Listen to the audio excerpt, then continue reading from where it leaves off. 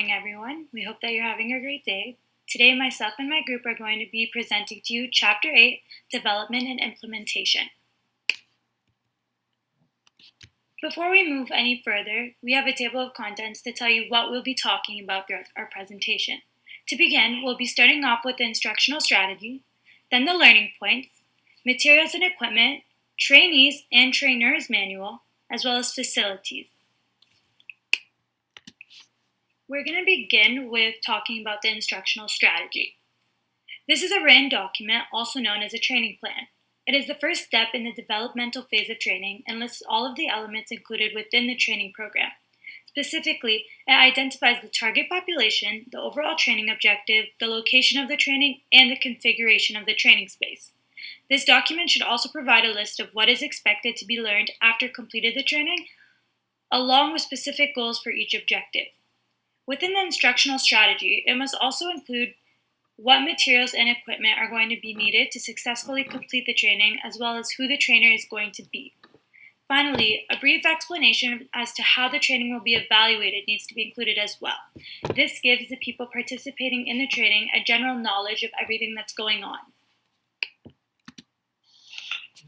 Objectives and learning points are the second step in the development of training. Each learning point is an important piece of information that a trainer must acquire to accomplish a learning objective. It needs to have a list of key learning points required to achieve the objective.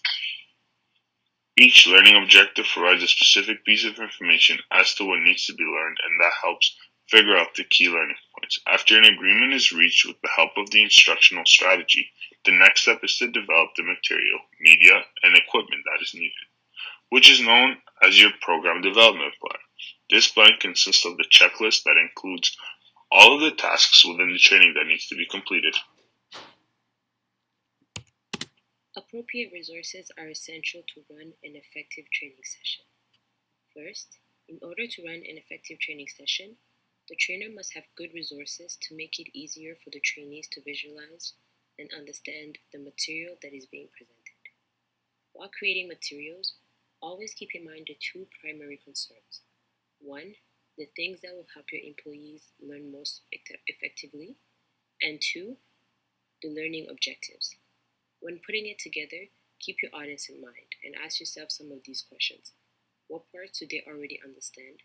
What important parts will they need to remember after the presentation? What do you want them to look at or do with the presentation materials during the presentation? Afterwards, make sure you include those elements in your printed materials or slides. The printed part is what your trainees will take home and remember, so make sure that you get them looking good. Make the pages layout clear and easily readable for your audience.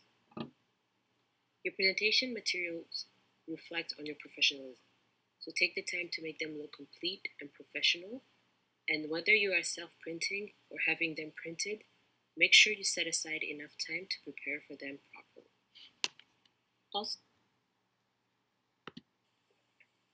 Okay, so getting into the trainees manual, this is an important learning tool as it provides notes on key information to keep interest. It's the instructional strategy provides you with an outline of what needs to be included in the manual, and this is what keeps the trainees' interest by including learning points, materials, lectures, and readings.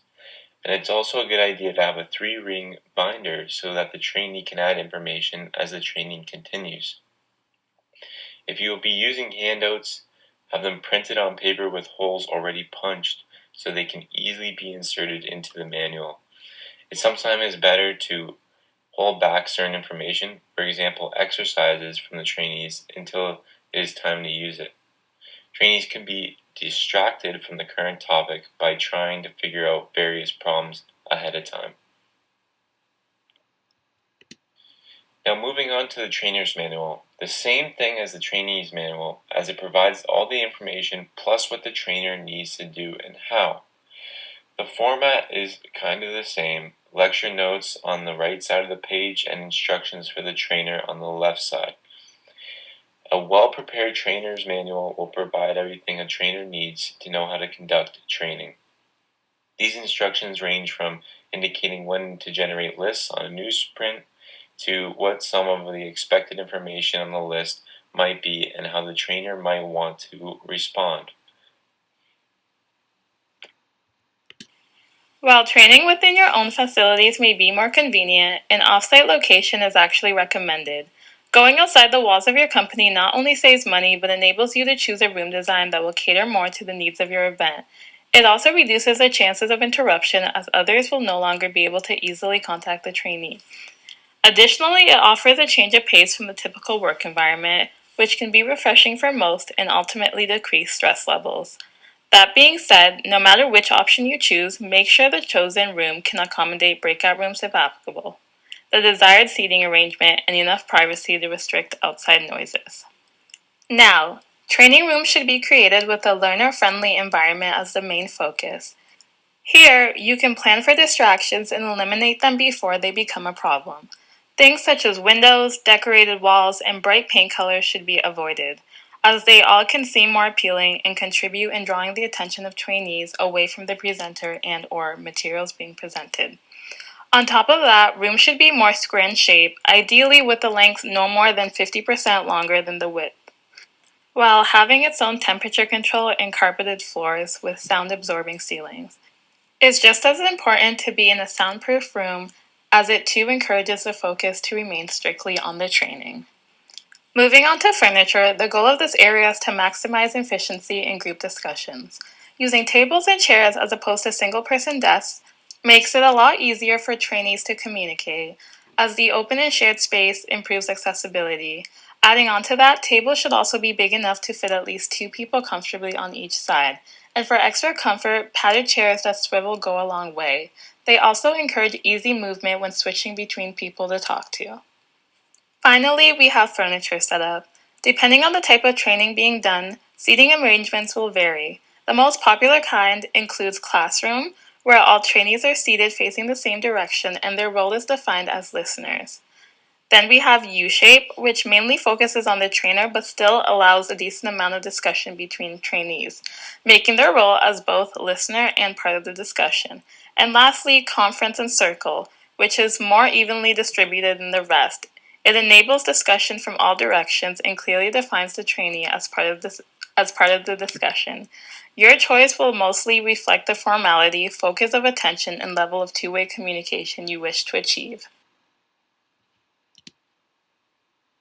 To branch off from the previous slide about the furniture setup, in this slide it shows 3 different setups that us as a group think are the 3 most effective, which is the circle, semicircle, and U-shape. Out of these 3, we feel, personally, that the U-shape would be the most effective way to communicate with people, also while having the trainer be in the center of the attention. The U-shape allows for people to see their sides and around them, as well as having the main attention on the trainer at the front of the room. This allows for people to communicate with one another, but mostly have their attention, as I said before, at the trainer, who is going to be at the front. There are many different ways to choose a trainer. One way to make sure the trainer is actually reliable would be by using a manager as a trainer. By doing this, it is very common for the problems that are in place to be avoided. One large aspect when choosing a trainer is that they make sure that the trainee does not feel any different in treatment between them and other participants. Another way to produce a successful training program would be by using a seasoned trainer and a manager to teach the training program. This allows for the manager to gain even more knowledge and experience of on-the-job training. Lastly, the most important factors when choosing a trainer would be the knowledge, which would include organization and instructional methods, skills, which would include interpersonal communication skills and platform skills, and also attitudes, which would also include commitment to the organization and health and high level of self-confidence. We would like to end off our presentation by first thanking you for listening and just asking if anyone has any questions, feel free to ask at this time. Thank you.